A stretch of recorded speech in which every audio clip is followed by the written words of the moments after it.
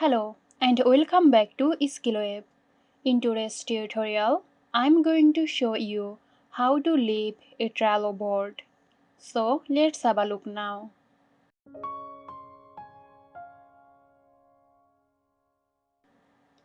Navigate to the board you want to leave.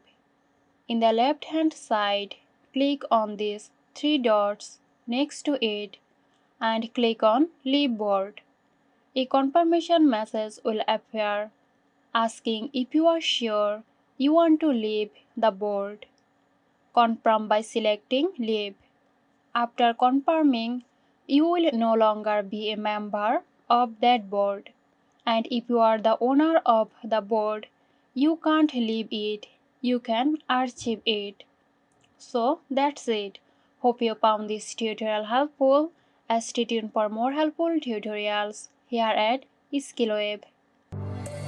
This video is sponsored by Zerosoft. Zerosoft offers graphic design, UI UX design, digital marketing and web development.